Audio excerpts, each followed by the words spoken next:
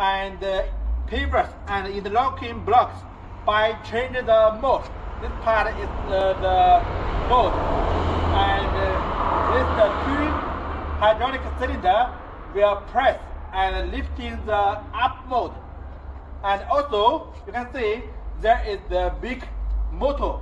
It will be supply the big vibration force. So this machine is producing the blocks by hydraulic press